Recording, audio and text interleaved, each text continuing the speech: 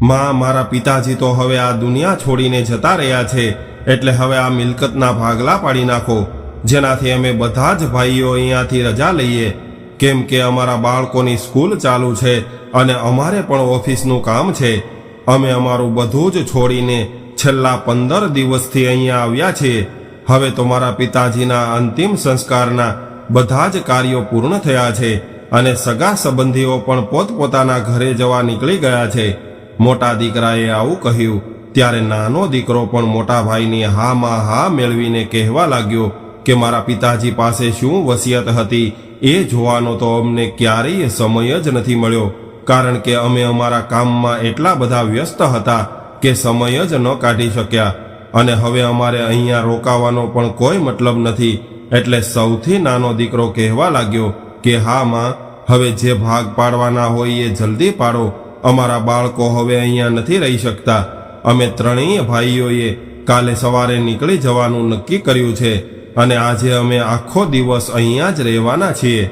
પરંતુ અહીંયા રોકાઈને પણ અમારો સમય બરબાદ થાય છે, અને જ્યાં સુધી મને ખબર છે ત્યાં સુધી તો મારા પિતાજી પાસે ઘર, 2 મોટા ખેતર, 2 દુકાનો અને મોટો વેપાર હતો, અને તમારી પાસે ઘણા બધા ઘરેણાં પડ્યા છે. એટલે એ ઘરેણાં આપણે આજે જ વેચવા કાઢીને બધો જ હિસાબ પતાવી દઈએ, અને એમાંથી જે રકમ મળશે એના અમે ત્રણેય ભાઈઓ ભાગ પાડી લઈશું. એટલે અમારે વારે વારે ગામડે નહીં આવવું પડે. મોટા દીકરા વિપુલે આવી સલાહ આપી હતી.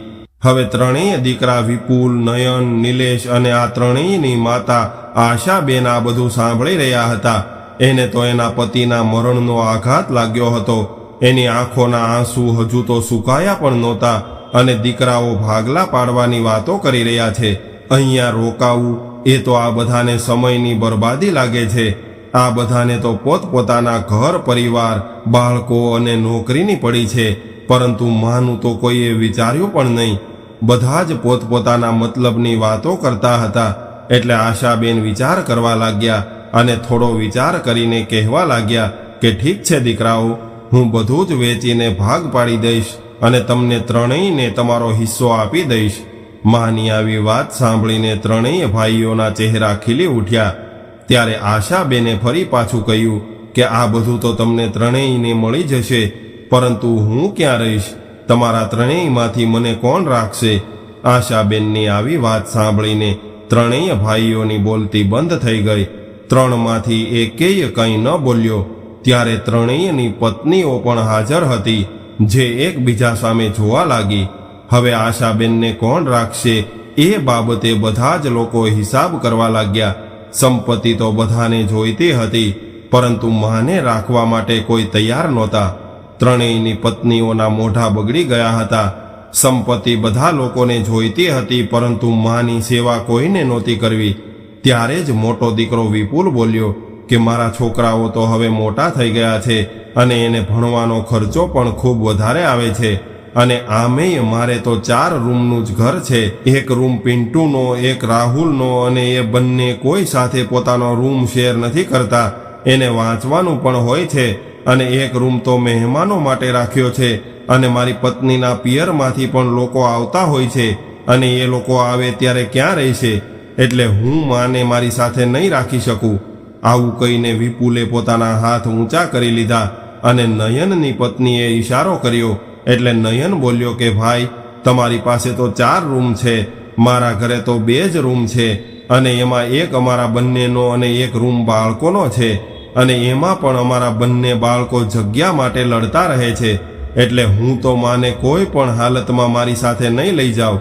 માં મારા ઘરે આવશે તો એને સૂવાની તકલીફ થશે, કારણ કે મારા ઘરમાં તો જગ્યા જ નથી. આવી રીતે નયને પણ ના પાડી દીધી.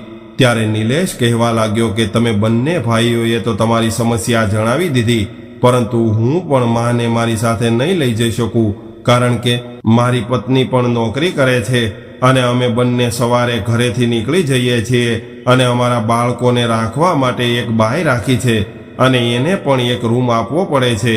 અને મા માટે અમારા બાળકોને રાખવાવાળી બાઈને ન કાઢી મુકાય, કારણ કે એ બાઈ 3 વર્ષથી અમારી સાથે રહે છે. એટલે મા માટે મારા ઘરમાં કોઈ જગ્યા નથી. આવી રીતે નિલેશે પણ ના પાડી દીધી. નિલેશ સૌથી નાનો હતો અને એ તો માનો લાડકો હતો. બાળપણમાં તો નિલેશ એના ભાઈઓને પણ માને અડવા નહોતો દેતો અને એવું કહેતો કે માં બસ મારી જ છે. આજે એ જ દીકરાએ માને સાથે રાખવાની ના પાડી હતી. નાના દીકરા નિલેશની આવી વાત સાંભળીને આશાબેન ચોંકી ગયા. એક તો એના પતિના મરણનો આઘાત હતો અને ઉપરથી પોતાના ત્રણેય દીકરાઓની આવી વાતો સાંભળીને આશાબેન હેરાન રહી ગયા. એટલે એ ત્યાંથી ઊભા થઈને ચૂપચાપ કોઈ જવાબ આપ્યા વગર જ પોતાના રૂમમાં જતા રહ્યા અને અંદરથી દરવાજો બંધ કરી દીધો. ત્યારબાદ રૂમમાં બેસીને ધ્રુસકે ધ્રુસકે રડવા લાગ્યા.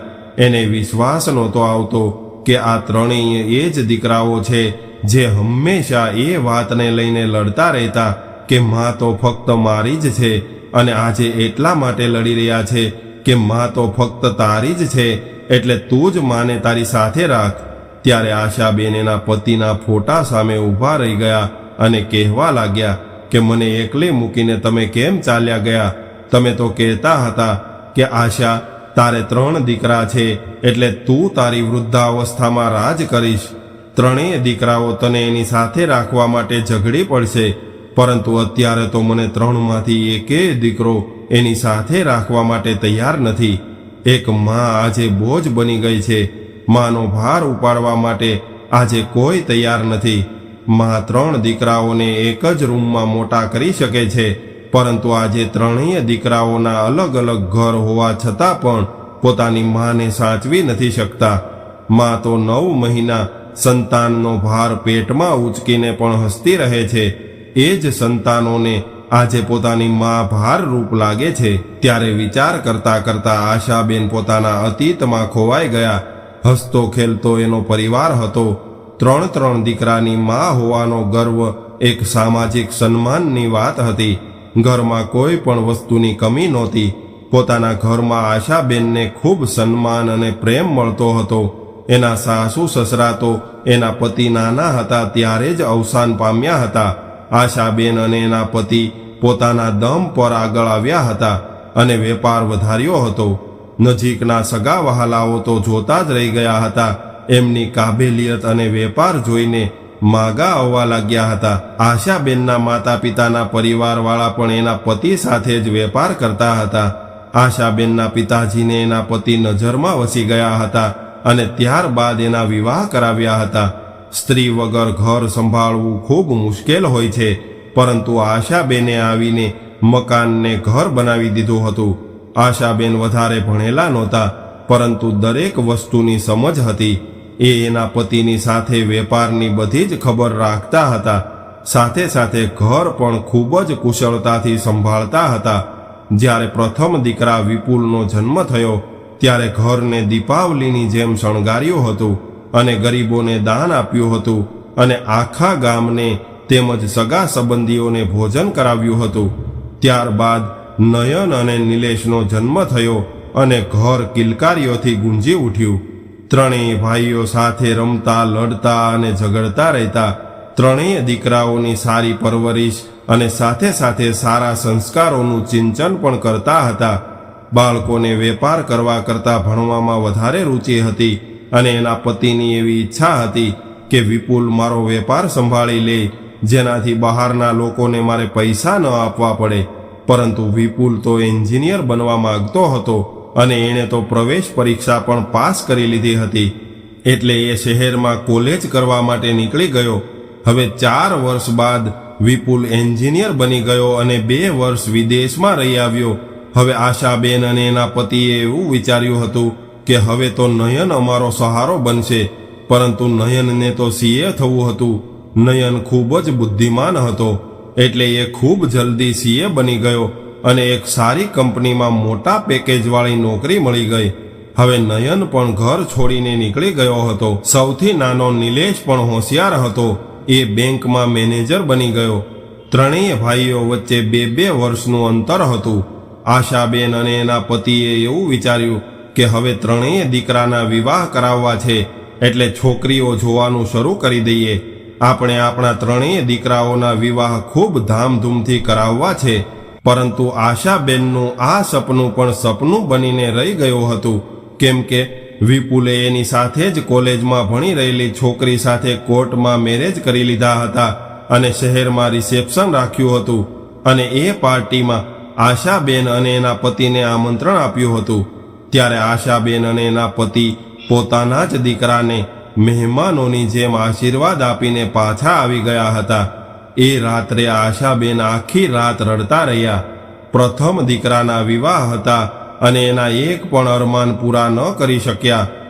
કેટલાય સપના જોયા હતા. હવે વહુ એક દિવસ માટે સાસરે આવી હતી અને બીજા દિવસે તો નીકળી ગઈ હતી. વહુને પણ નોકરી જોઈન કરવી હતી. ધીરે ધીરે સમય વીતવા લાગ્યો અને એક દિવસ નયનનો ફોન આવ્યો અને કહેવા લાગ્યો કે મમ્મી, હું એક છોકરીને પ્રેમ કરું છું અને એના પપ્પા ખૂબ જ બીમાર છે. એની પાસે સમય ખૂબ ઓછો છે, એટલે નયને એના પપ્પાની આખરી ઈચ્છા માટે સેથીમાં સિંદૂર પૂરીને એ છોકરી સાથે વિવાહ કરી લીધા. નયને તો એના વિવાહમાં એના માતા પિતાને બોલાવ્યા પણ નહોતા. હવે નાના દીકરા નિલેશે પણ એક છોકરી પસંદ કરી લીધી અને મંદિરમાં જઈને વિવાહ કરી લીધા. એણે પણ પોતાના માતા પિતાને બોલાવ્યા નહીં. એ દિવસે આશાબેન ખૂબ જ ભાંગી પડ્યા હતા. ધીરે ધીરે ફરીથી સ્થિતિ સામાન્ય થઈ અને સમયની સાથે દીકરાઓના ઘરે પણ બાળકો થઈ ગયા. હવે દરેકને પોતાનો પરિવાર થઈ ગયો હતો.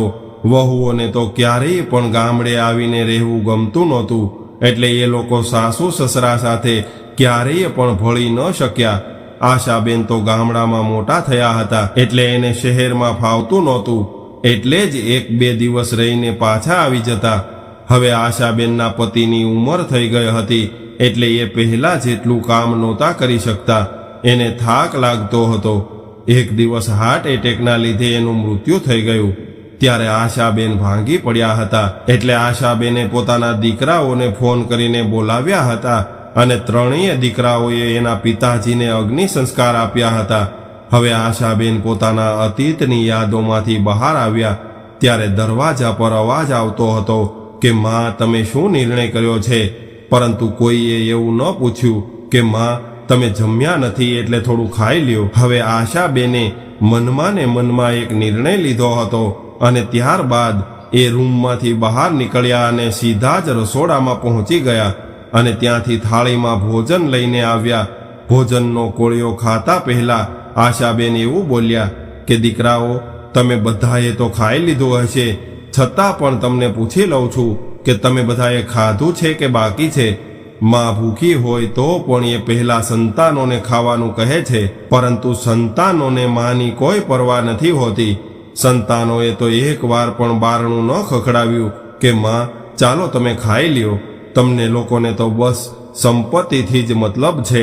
માં ભૂખી રહે, માં ક્યાં અને કેવી રીતે રહેશે, એનો કોઈને કોઈ પણ પ્રકારનો મતલબ નથી. બસ સંપત્તિની રાહ જોઈને બેઠા છો. પરંતુ તમે બધા લોકો કાન ખોલીને સાંભળી લ્યો કે મારા જીવતા જીવ આ ઘરના ભાગલા નહીં પડે અને કોઈને કાંઈ નહીં મળે. મારી સંપત્તિમાંથી તો તમને લોકોને અત્યારે પણ કાંઈ નહીં મળે અને મારા મૃત્યુ બાદ પણ કાંઈ નહીં મળે. મારા પતિ એની બધી જ મિલકત મારા નામે કરીને ગયા છે, એટલે હવે મારી ઈચ્છા નથી કે હું મારી મિલકતના ભાગ પાડી દઉં. જેવી રીતે તમારા બધાના ઘરમાં તમારી માને રાખવા માટે જગ્યા નથી, એવી જ રીતે મારી પાસે પણ તમને બધાને આપવા માટે એક ફૂટી કોડી પણ નથી. અને તમારે લોકોને કાલ સવાર સુધી અહીંયા રોકાવાની કોઈ જરૂર નથી. તમે લોકો અત્યારે જ ઘરમાંથી નીકળી જાઓ. વિપુલ, તારા ઘરમાં તારા છોકરા માટે રૂમ છે, મહેમાનો માટે રૂમ છે, પરંતુ તને જન્મ દઈને મોટો કરનારી તારી મા માટે જગ્યા નથી. અને નયન, તારા ઘરમાં 2 જ રૂમ છે, તો શું થઈ ગયું? હું તો બહાર હોલમાં સૂઈ જાત. એકવાર બોલ્યો તો હોત કે માં, મારી સાથે ચાલો. અને નિલેશ, તારા ઘરમાં 3 વર્ષથી તારા બાળકોને સાચવી રહેલી બાઈની તને વધારે ચિંતા છે, પરંતુ મેં તો તને 30 વર્ષ સુધી સાચવ્યો હતો અને તો પણ કેટલી આસાનીથી તે મને રાખવાની ના પાડી દીધી. માના આવા શબ્દો સાંભળીને ત્રણેય ભાઈઓની નજર શરમથી ઝૂકી ગઈ. ત્યારે માં ફરી કહેવા લાગી કે તમે લોકો તો જ્યારથી આવ્યા છો ત્યારથી બસ એક જ રટણ ચાલુ કર્યું છે કે મિલકતના ભાગ પાડી નાખો, જેનાથી અમે બધા જ પોતપોતાના હિસ્સાની મિલકત લઈને ચાલતા થઈએ. પરંતુ તમે ત્રણેય મને એ તો જણાવો કે માં કોના હિસ્સામાં આવશે?